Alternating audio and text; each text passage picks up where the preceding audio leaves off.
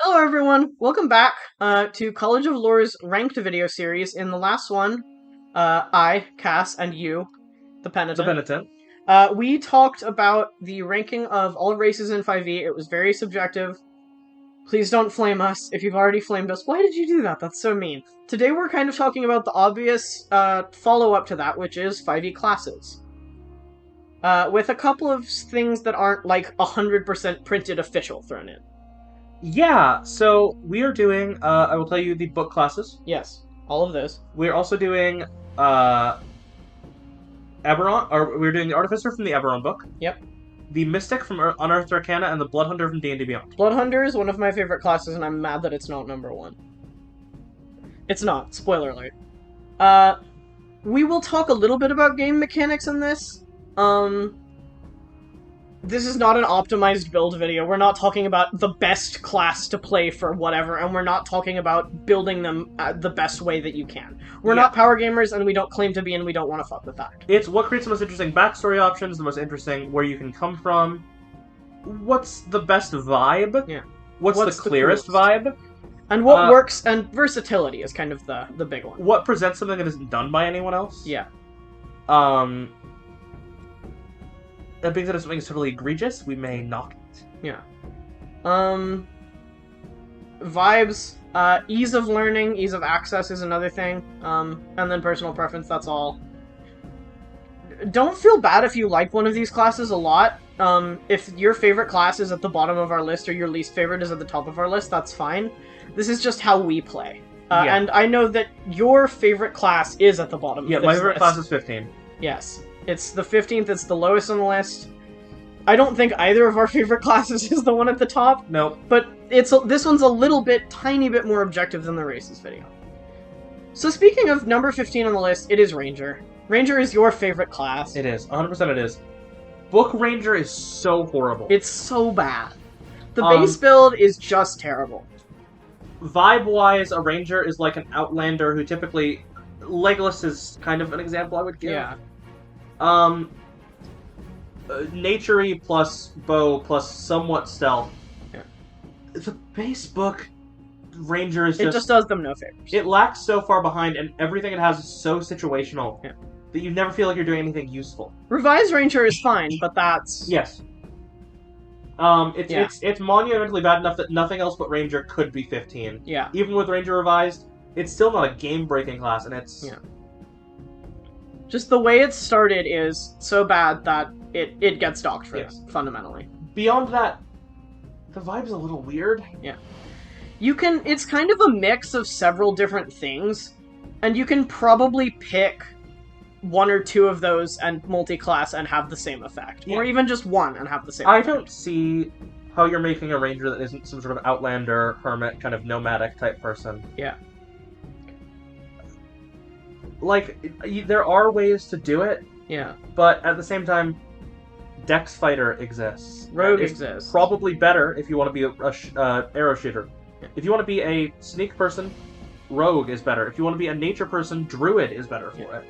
And if you really like both factors of both of those, you can still multi-class without having to get the bad stuff that is a part of being a Ranger. And I wish Ranger was better, because I love Rangers. My favorite character I love Rangers too. The first character I thought about making was a Ranger before I kind of looked over it and was like, man, this seems a little not great. I was advised to make something else the first time I made a character, and I did, and I love that character.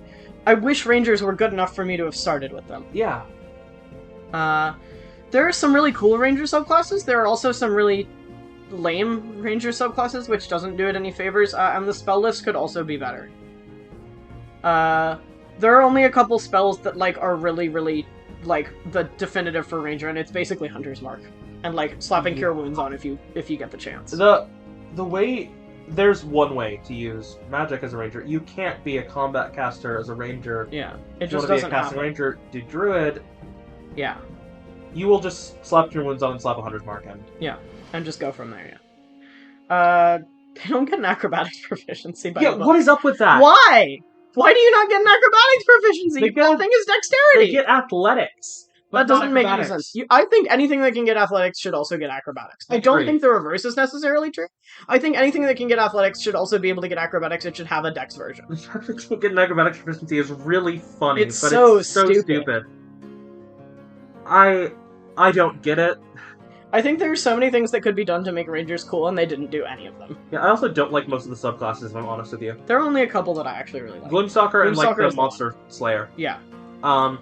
Horizon Walker's not terrible. No, right, but Gloomstalker like, is much cooler. Beastmaster Swarm. I don't like things that stick you with an animal companion. Yeah, I don't either. I wish I did. I hate having to make the extra sheet stuff for it. Yeah. It feels like it tries to be a jack of all trades, kind of like a rogue or a bard, but it kind of fails to be a jack of any trade. Yeah, it doesn't quite get anywhere with anything. Number 14 is Warlock. I love Warlocks, I love them so much, but the way they are designed is so painfully bad. Why do we have this few spell slots? Like, even if you gave them, like, the spell slots of a half-caster or something, I would feel better about it. And, like, I get it. Invocations. Eldritch Blast. But, like, that's fine. You know, Eldritch Blast is fine. It's a great cantrip. But that's... Unless you're going for a very specific build, you have to take Eldritch Blast and it has to be the main thing you use. The Eldritch Invocations are cool, but it makes it... It's what they tried to add in to compensate for the spell slots, and it doesn't compensate for the spell slots. In my opinion. Hexblade, like, Pact of the Blade Hexblade is the only other thing I can really see working for a Warlock, and at that point, it's basically a melee character with, like, some magical abilities. It reminds me more of Bloodhunter than a proper spellcaster at that point. This is kind of controversial. I think there should be a Warlock that is a full caster. Yeah. And a Hexblade that's stone class. I agree. I think that would make that much better. I think you can reflavor Warlocks into just about anything else and get a better build effect, even if it kind of ruins the character you're making. And that sucks. Being a Warlock inherently makes it harder to do anything useful, even if you really like the concept. Yes. I love, like, Warlocks conceptually. Yeah.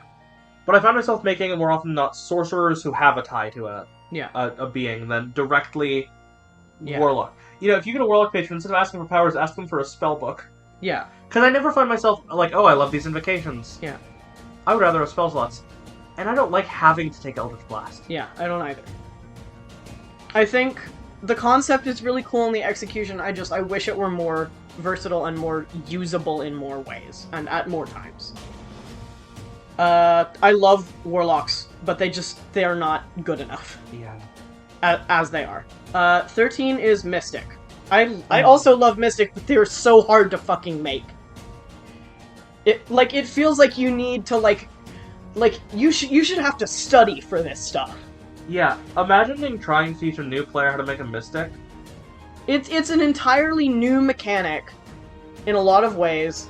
It's very hard to keep track of. It's a lot to write down and keep up with on your sheet. Not only does the player have to learn something entirely new, so does the DM. Yeah. It's basically indecipherable if you're just starting, and it's needlessly complicated in some ways. If we could insert that image of the old American Revolution painting of the guy squinting at the paper. Yeah, that's how I feel trying to build a Mystic. Yeah. I think there should be a way to streamline the psionic stuff. I love psionics. I love psychic abilities. I think that's such a cool thing. Psychic stuff is like a huge, huge thing that I love, and I wish there was a more accessible class for it. It's so bad. Just be magic, but, like, can it be? Yeah. Like, there's gotta be a way to make it work better, even if it's not just spell slots. One thing I've done with, like, Artificer, for example, is, like, so I don't actually have magic as an Artificer, is the thing that I've always said. I actually have no spellcasting ability. All of it is tech I've built. Yeah. Fairy Fire is these light contraptions I've built. That launch out at someone and kind of stick to them. I have a syringe of healing fluid instead of cure wounds. Yeah. You can flavor it. Yeah, I think you just flavor it in the same way for Mystics. Yeah. Like, more flavored is all these things, like, I'm shooting fire at you from my mind. Yeah. It functions better that way. It does, it's so... It adds stress on the player, but it also adds stress on the Dungeon Master. Yeah. It's a cool mechanic, it's a cool concept, but you have to bend over backwards to figure out how to use it. Yeah. There are some spells that are based off mystic abilities or mystic abilities that are based off spells. It goes one direction or the other. And that stuff is cool, but, like, just play a caster with some of the psychic-based spells at that point. It's easier. I wish it was better, because I do. I think it's so cool. I love mystics. I love psionic and psychic stuff. Yeah. I also think even as a mystic, some of the subclasses are kind of lacking in versatility and usefulness compared to the others. There's, like, one that I would continually play, and the others are, like, very, very niche. 100% I agree with you. It's like the Order of the Awakened is the one that I would play frequently because it has the most actual use in a game. It has too many options. It does. There's so much stuff you have to remember that you can do. Yeah. It's so confusing. Like, I consider myself a very good D&D player. I do too. It is confusing. It's hard to keep track of. And we just talked about something related to this, actually, when we get into number 12. Number 12 is Artificer. It feels weird to have someone who has all of these non-combat related abilities in combat. Yeah. Engineers are not adventurers. That overlap is exorbitantly small. And to make it seem bigger than it really should be kind of ruins both things in some ways. There is a ton of cool flavor, like you were talking about. Yeah, I love building them like an Iron Man type thing. Yeah. But man, you have to do the work yourself. Yeah. And then the other thing about it is, like, why is this a half-caster? If I am an Artificer, if I am focusing on all of these cool replications of magic effects, why am I ever going to be swinging a sword at someone? And I hate being put in a position where, okay, I guess I have to cast Firebolt now, or alternatively, just fucking swing a sword. I don't want to do that. And there are bonuses to swinging a sword, and I'm like, I don't want bonuses to this. I want more spell slots. And there is one, I think it's still in Unearthed Arcana, subclass. It's the Galsharat, I think, is what it's called. Mm-hmm. Or, the class is Forge Adept, but the thing you get is the Galsharat. It's a cool sword. It's basically a very magically enhanced, or, like, engineering enhanced sword, and that is the only time I can see an Artificer using a sword like that. I think it's a super cool subclass. It's about the only one I would play, because the rest of it is bad casting-wise. And none of the subclass options for Artificer really quite get what I want out of them.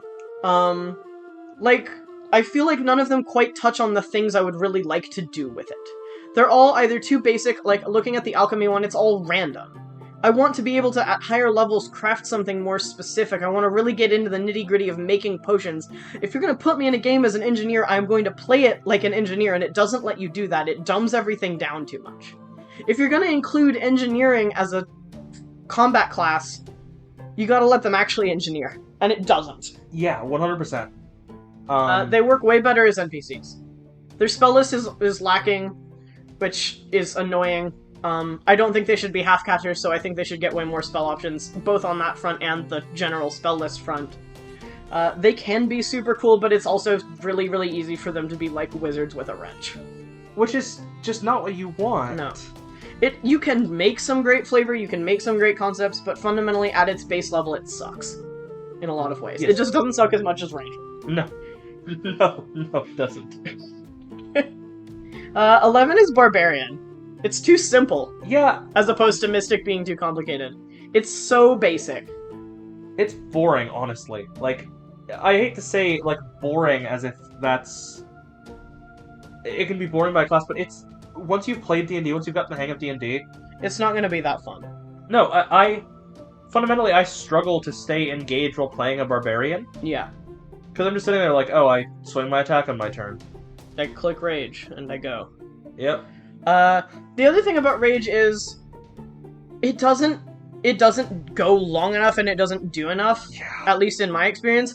Especially because both you and I are the kind of people that have a lot of people in our party, including a lot of NPCs. A minute of combat as part of your mechanic can give you maybe one round, one turn, and then it's, by the time everyone else has gone through their turns, it circles back to you and your rage is already over because it's taken so long if you do it that way. And making it one round doesn't really help in that situation. No, because it's still the same problem. I feel like it's not enough. And maybe it is in some parties, but it certainly hasn't been when we've done it with our playstyle, so that kind of docks it points for us. There's not a ton of nuance, there's not a ton of excitement to it. You make a big, smashy guy who wants to hit stuff with a weapon. Cool. That's it. That's your whole concept most of the time. And I wish that there were more to it than that. Yeah. I want there to be more to it than that. I do too. And there's some cool backstory concepts for it you can do, but in the moment it falls flat. Yeah, I love the backstory concepts. With several of these, I think everything has great backstory concepts. It's just, you run into this wall of, you're a big guy that hits stuff. Yeah. It's super easy to teach and learn. It's not as easy as it is to teach someone to play a fighter. It's also kind of usurped by how much easier and more versatile fighter is. Yeah. It's basically the same as fighter, except with a bigger hit die and, like, honestly less options. Yeah. Which sucks. I mean, that's just where... Like, the only thing that Barbarian really does for me is it gives you a d12 hit die. That's it. Yeah. Number 10 on the, like, kind of opposite side of things in some ways, again, is Monk. It's really complicated. I don't like playing it because it's really complicated and it's a lot to keep track of in my brain. Yeah, I have gotten a pretty good hang on it. I don't like having to figure that stuff out. I don't like having to keep up with so many things at once. I like the idea of Monk. I like Mystic more, and it's equally difficult to me. Yeah. It's equally difficult to Mystic, at least in my brain, for some reason. I don't work with it well. It's too many things to keep track of, and it's too many things you're supposed to do in one turn. Yeah, it's keeping track of a lot, and especially on a newer player, on someone who doesn't play monks often. Yeah. If I played Monk, I would have to make it the only thing I played, because it would be the only thing I can hold in my brain at one time. You've got to be on top of it, you've got to be knowing what you're supposed to do, making sure you do the same things every time it's necessary. It's very repetitive to me, and that makes it hard for me to remember. It's really easy to get lost in it. It's like, oh shit, I should have stunning striked, or I should have used my key points differently. Yeah. And by that point, you're like 3 turns down the line. Yeah, and there's nothing else you can really do. I hate having to have like a big set of notes in front of me to know that I'm playing it right. Yeah. There's a ton of flavor and backstory stuff that you can do that's really cool with it. But it's complicated and it's a lot to keep track of, and it's very fast-paced, and that's hard for a lot of people, including me. And that's kind of where I fall with it. Yeah. 9 is Druid. I really like Druids. I do too. But I know why it's here. At this point, we're getting into things that I love. I love basically all the classes. Yeah. Just there are reasons that they're not... Like, fundamentally, the thing about a Druid is kind of similarly to a Barbarian in this one specific way. You are what you are. If you're a Druid, you're a nature hippie. Yeah. Otherwise, don't play a Druid, play something else. Play a Sorcerer or something else in that vein. You can do a lot with a nature connection. You can do a lot with role-playing around that, and there's a ton of different reasons to be attuned to nature. But you have to be attuned to nature or you are making 0 sense. Yeah. Apparently you don't like Wild Shape. I don't. I really don't. I like it in theory. I think I wish you could do it more. I never find myself using it. I use it sometimes. I don't play Druids that often. I don't find myself using it when I play Druid. I either use it all the time as a Druid, or I don't use it at all. It's like, and if you want to use it all the time, it needs to be more times that you can use it, and it limits itself in that regard. Yeah. I think there are some really cool subclasses for Druids, and I think the spell list is really good, although I wish they got, like, slightly more damaging spells. Like, they get Thunderwave, and that's about it. They get, like, a couple of damaging cantrips. Poison Spray is the big one. I think they should get Ray of Frost, even, and stuff like that. Maybe not Firebolt, that makes a little less sense. But I think stuff that is elemental-based that isn't specifically fire, and then there's the Circle of Wildfire, which should give you fire stuff. I think there's some really interesting stuff that you could do with the spell list that it gets a little bit lost. I agree 100%. I feel like there's just a couple more things that could be put in there that are really cool. I love the Spike Growth spell, though, and that's a great Druid spell at 2nd level. I love Spike Growth, it's so cool. It's so fun to mess with. Spike Growth is really neat. I do love Spike Growth, and we have some attachment to Spike Growth as well. We have done some crazy plans with Spike Growth. But yeah, it needs more of some things, and, like, it needs to... It's just not as versatile as I'd like it to be, even though it doesn't make sense for it to be any more than that. Yeah. And because it doesn't make sense for it to be any more, it's kind of stuck that way forever. Number 8 is Paladin. I love Paladins. I find it kind of... I wish I felt I felt better about putting it anywhere else on the list. I simultaneously think it should be higher and lower, which I guess is why it sits in the middle. Yeah. I like Paladins. They're not crazy complicated. They're one of the only classes that can do tanking and healing and a decent amount of damage output all at the same time. It's really powerful in theory. Not to be understated, that's really useful. That is really useful. But this is something you find yourself doing, it's something I find myself doing. I find myself locked into hitting something every single turn. Yeah. I wish that you could do more of those other things more frequently. I wish that there was something that you've expressed to me before is the idea of a combat cleric. A cleric that's more physically oriented. I kind of agree with that. I kind of like the point of it that it is fighty, but I do wish that there was more opportunity to do healing and buffing and debuffing. I wish you had the opportunity to do that more instead of hitting something and divine smiting something and using all your spell slots on that. It's interesting for backstory and like character vibe reasons. There's a lot you can do with it. I wish that there was a good Oathbreaker class, because I get Oathbreaker being you break your oath to a good god, but if you break your oath to a bad god, that's one, way more interesting, and two, there's nothing written about how to do it, and taking Oathbreaker does not make sense there. Yeah. Because Oathbreaker is inherently viewed as evil. We have a homebrew subclass for that, because it was miserable to try to play Oathbreaker. Like, if you're a drow who was a paladin to Lolth, and you break your oath to Lolth, why would you immediately go into the evil version of the subclass you already had? Yeah, the eviler subclass. It doesn't make sense. It doesn't make sense. I think it would also be cool if paladins had more expressly god-specific stuff. I like the oaths. I think maybe in the same way that, warlocks have, like, the pacts and the actual subclasses proper. I think that could be kind of a cool thing to do. To kind of lean into the cleric connection a little bit more. I think it would be cool to have, like, a domain feature and the type of oath that you've chosen. Kind of similarly to how Warlock does it. I think that would be a really cool tweak, and it might make them a little more interesting. And a little more versatile. Number 7 is Bard. I actually don't like Bards that much. I'm biased in some ways. I don't really know why, I just don't really like them. I'm going to say a phrase that might help you understand why. Yeah. Because I have felt this, too. I think anyone who plays any sort of music... Yeah, that is why. Oh! I am a musician as a hobby, and I would love it to be a career. Oh, you play music. Are you going to play a bard? Yeah. I think anyone who's played any form of music... I've played in bands. Yeah. You've done music. It just fucking... People just assume, oh, music person, you're going to play a bard. And it gets annoying. And I don't like playing bards. I like having more hands-on stuff.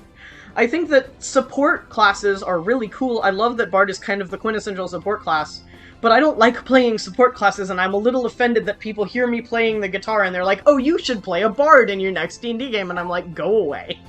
Leave. I love, I love support classes. I love playing support classes a lot, actually. It's not my style. I like to be high damage when I play a lot of the time. I like to have a very clear, one singular kind of one-track purpose when I play. It's a lot to keep track of otherwise. Yeah. And that is a reason that I don't like bards. It is also a reason some other people really do like bards. It's really good for people who are outgoing and like roleplay, but it also locks you into a specific kind of roleplay a lot of the time. And also there's one singular bard trope that drives me insane. Mm-hmm. And I hate that. And I hate that that's the thing people expect if you're going to play a bard, and to not do that will annoy people somehow. That's dumb. Yep. It's a versatile class. It has a lot of things that, out of play, make me annoyed with it, and it has some things that in play are a lot to handle. Yeah, I love it, but it is a lot to keep track of. And I wish there were ways to make a bard that... I know the subclasses kind of touch on it, but fundamentally it feels like the only thing you can do is the music. Yeah. I wish there was a way to just tweak that a little bit more and make it a little more relevant if you do other things. A painter, a chef, Sculptor. Yeah, I wish there were more art-fueled ways. Something I thought about a long time ago this was when I was designing a character with superpowers.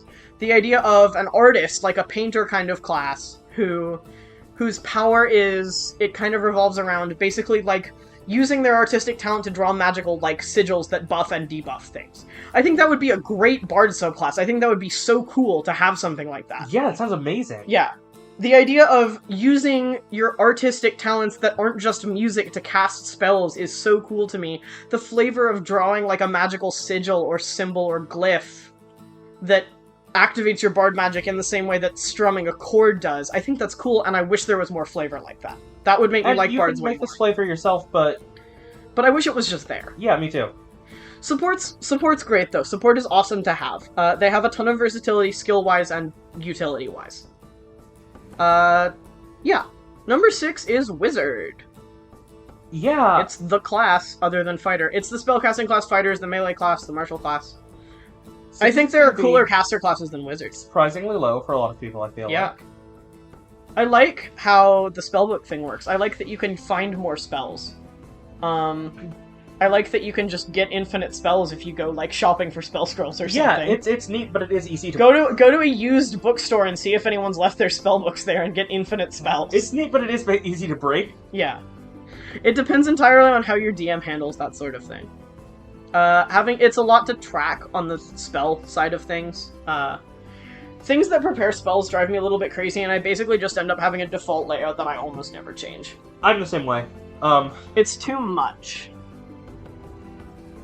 But Wizard is very versatile, vibe-wise. You can be the old wizened wizard, you can also be someone who's fresh out of magic school and bright-eyed, plucky adventurer.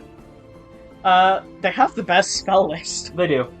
It's not really debatable. It's not really debatable at all. Wizards have access to the most spells and therefore the best spells, pretty much. The only thing they really can't do is heal. Yeah. Which is not the point of them, that's fine. They don't need to be able to do that. The spellbook thing is cool, it's a lot to manage, and the process of copying a spell is a lot to manage. It's kind of a pain in the ass. Yeah, it's one of those things that just, it seems needlessly complicated. Yeah. And it kind of gets in the way of... The mechanics of it kind of get in the way a little bit sometimes. Yeah. But it is the classic caster, it is the magic-oriented class that everyone knows, and everyone, for the most part, likes. I just think other stuff is cooler. Yeah, I agree. Number 5 is Rogue. I also love rogues. I didn't used to. I used to hate rogues. The top 5 are really easy to love. Yeah. And really hard to separate. Yeah. Rogue is the sneaky class. It's the sneaky class. Just like Wizard is the caster class and Fighter is the martial class. Yes. Rogue is the dexterity class. It's what Ranger wishes it could be, dexterity-wise. I think sneak attack is so cool as a concept. I do too. It is the fundamental equalizer for not getting extra attacks. Yes. Sometimes it can make you feel useless if you don't get an extra attack. But the amount of damage you do with a sneak attack at higher levels really balances that out very quickly. The other thing that I kind of don't like about Rogue is, because of the backstory it kind of ropes you into, the criminal kind of setting, it draws asshole players to it, like flies to honey. It is the class that you will find someone edgy and, like, rude and, like, it's what my character would do when they murder an important NPC. This is where you're gonna find that character most of the time. Yeah. Which drives me a little insane, but also just don't play with those people and it's less of a problem. They're really versatile, they have a lot of different things they can do and a lot of different ways to hit the notes that they do. I like that they have the Arcane Trickster subclass. Arcane Trickster is one of my favorite, it's really neat. I think it's really neat. I love classes that shouldn't have magic that get magic for some random reason. I think it's fun. I love magic. I love spells. Yeah. So I do think that's super neat as a feature for rogues. I think there's a lot of cool stuff you can do with them. It just does kind of rope you into being a little bit edgy or a little bit of a criminal, one way or the other, or both. Yeah. Number 4 is Bloodhunter. Bloodhunter might be my favorite class. Yeah, so I'm gonna let you go off because I know how much you love Bloodhunters. I love Bloodhunters. Let me talk about Bloodhunters. I could tell you about Bloodhunters for hours. Bloodhunters are really, really, really, really, really cool. Their drawback to me... They don't really have a drawback to me. I'm gonna be honest. They're not as much to manage as I feel like they could be. It was hard to come up with a list of things I didn't like about them. Yeah, it's hard for me to find anything that is bad about Blood Hunters. You can mismanage it. You can put yourself in a bad spot with it. You can kill yourself if you take that risk. I think that's an incredible risk to take, narratively. The idea of you have your Hemocraft die, it's a D6 at whatever level. It's like 5th through 8th, I think is D6. Mm-hmm. And you're at like 4 HP. And you're like, listen, I need to debuff this enemy so that the rest of my party can kill it, but this could down me right now. This could take me out of the fight, and this enemy could kill me, and blah blah blah blah blah. And you do it anyway. Like, it's a huge risk with your character, but narratively it's so cool. There's so much drama that you can use that for. I think it's so neat. It does draw edgy players a little, but edgy players are less likely to care that much about playing a class that isn't in the books, so it's less of a risk to me. I would put Bloodhunter at number 1 if it were just favorites. It's not, though. It's not, unfortunately. I think it's cool that they get a lot of different damage type options because of the rights, the Crimson rights. Yeah. Both Primal and Esoteric. Primal is lightning, fire, and cold damage, which you get at 2nd level. You get another one at 6th level. I have like the first half of the Bloodhunter like level up process memorized. I could probably run it through you for like the standard one, the Ghost Slayer that I always play. And then the Esoteric rights are like Psychic, Necrotic. I think it's like Thunder or something. And then if you pick the Ghost Slayer subclass, you get Right at the Dawn at 3rd level, which is Radiant Damage. And Ghost Slayer is by far the best standard class. Profane Soul is also cool, but I've never bothered to touch it. It's like worse Warlock. Yeah. There's actually rules on how to combine it with Warlock, though, which I think is kind of neat. In the notes for it, I believe, wherever it's published. There's tutorials on the internet if that's not an official thing, I don't know. I love Bloodhunters so much. There's so much cool stuff you can do with them narratively, not just with their abilities, but with their history. The order that they come from could be very noble and upholding, or it could be really shitty, and you can go either way. You can give them so many histories, why did they go to the Order? How did they discover this power? Is it something innate within them that the Order helped them unlock, How does that work? There's so much versatility, and they are good for a more dark, gritty class without necessarily having to be straight up edgy. I love Bloodhunters. 100%. I've basically talked on this. I've barely talked on this, but it's because I care. It's because Bloodhunters are my favorite thing ever in the whole world. The next class is my other favorite, on the other side of things. Number 3 is Sorcerer. It's a personal favorite of mine as well. The first character I ever made was a Sorcerer, and I love her. Yeah, I think it's really nice. Tiefling Sorcerer. To be able to, like, look at, it's easier to learn than Wizard. It is. It is, fundamentally. It's easier to learn, it's the easiest caster to learn, there's so much detail that you can give it and nuance that you can give it. I wish there were way more subclasses. I like the subclasses that have come out, I wish there were more in the player's handbook. I do too. I think, like, Draconic Soul being, like, the big one other than... It's like Draconic Soul and Wild Magic, is that the only 2? It might be. In the book? Yeah, in Player's Handbook. I think so, yes. Which is so lame. There need to be more in the Player's Handbook. Divine Soul Sorcerer and Ghost Slayer Bloodhunter are my go-to classes, and if you let me pick one, I would always pretty much pick one of those 2 if I could only have one. Yeah. It's great for backstory stuff. The idea of naturally having magic for one reason or another is so interesting, and the subclass you choose can make that so fascinating. I also love Aberrant Mind, and I want to play one of those again. I want to, like, actually get my hands on that sometime. I have had so many character concepts that are basically, this character was in a cult and got infected with evil magic, and now they're an Aberrant Mind Sorcerer, and I think that's such a cool concept. The spell list is solid, but the number of spells you get is super lacking compared to a lot of other classes. Especially compared to Wizard. And you don't get to prepare them, which makes it a lot harder. Bards get more spells than Sorcerers, which makes sense because they're utility, but, like, Sorcerers get shafted on that. They really do. And some of the subclasses give you some extra spells. That's why I like Divine Soul Sorcerer, because not only does it give you... It only gives you 1, but it also gives you a whole nother spell list to choose from. It gives you the Cleric spell list. Which is... So at least then you can kind of build that a little more to your liking and a little bit more in a niche way, instead of just having all of the sorcerer spells and not having enough. The only thing I don't like about Divine Soul Sorcerer is that it now gives you 2 spell lists to choose a bunch of really cool stuff off, and you still get 1 spell per level. Yeah. But it's an amazing... It's a great spell list. It's super versatile. The subclasses give you so many flavor options and backstory ties. I think it's neat. I agree. I 100% agree. I actually love all of the top classes in this. I love basically all the classes anyway. Number 2 is Cleric. I also love playing Clerics. Probably some of the coolest backstory options. I love deific stuff. I love stuff involving the gods. The Pantheon is so fun and there's so many options. I don't like that clerics have to prepare spells, but I like that they do. I don't like that, it's so complicated. I hate the spell prep process. Oof. I never bother to change it, and sometimes it bites me in the ass because I'm too lazy. Clerics are healers. They are the healers. They are the best healers. There is nothing really there to debate that. They're not a defenseless healer, which I really like. They all have, beyond the fact that they get weapons, they get spells like Guiding Bolt and Inflict Wounds and stuff like that that you can smack somebody with if you really want to, and if you need to do damage, you can. Spiritual Weapon. They have some utility as well. Stuff like Augury, stuff like Zone of Truth. There's some cool stuff, even at low levels, that clerics get that are very cool. I love god stuff.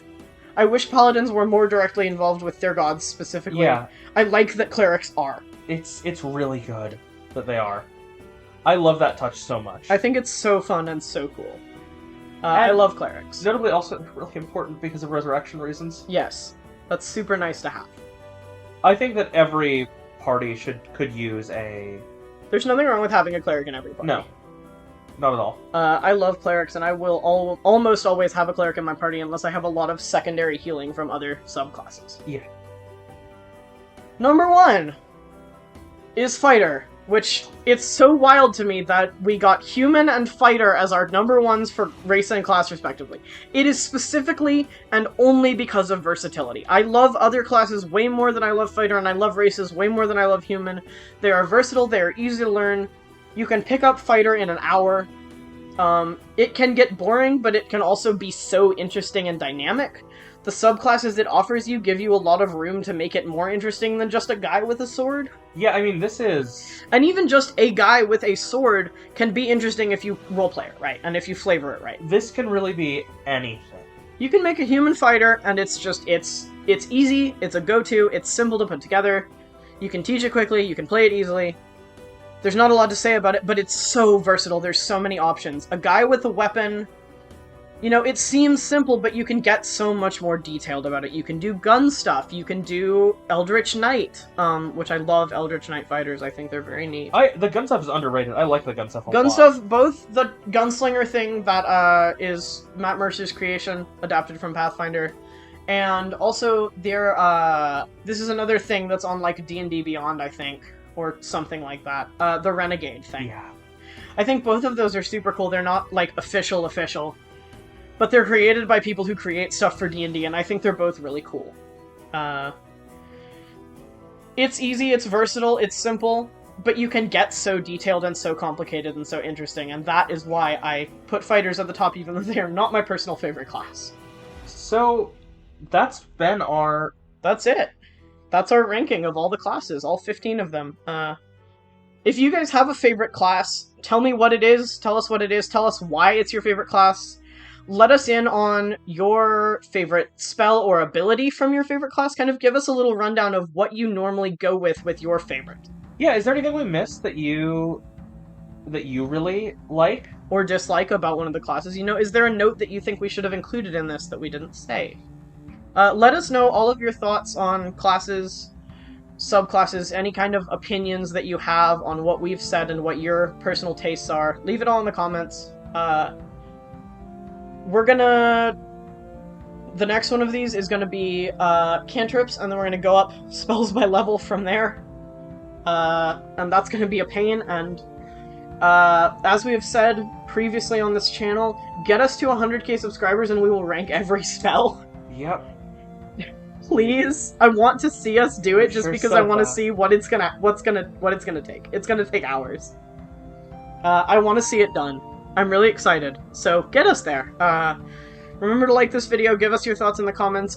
Stay tuned for when we inevitably have to do every spell ranked, and even before that, the other stuff that we rank. Check out our actual play. Please check out our actual play. We have some really cool stuff in there. Actual play channel, our shorts channel, which we post twice a day on. Check out our Patreon. Maybe someday we'll drop some homebrew stuff on our Patreon that we've made that kind of is something we've mentioned in here. You know, that would be kind of cool. I have brewed some homebrew stuff. If anyone wants to look at it, I am more than down to share it. Yeah. That'll be cool. We'll throw some stuff out there eventually. You know, we talked about, like, the homebrew good Oathbreaker subclass. That's something we've worked on a while. Stuff like that. If you have any homebrew stuff that you think makes your favorite class better, also tell us that in the comments. But yeah, stay tuned for all of the rest of the stuff we have planned for you guys, and we will see you on the next video. Thank you for watching this video from College of Lore. Remember to like this video, subscribe to join the party, and have a fantastic adventure.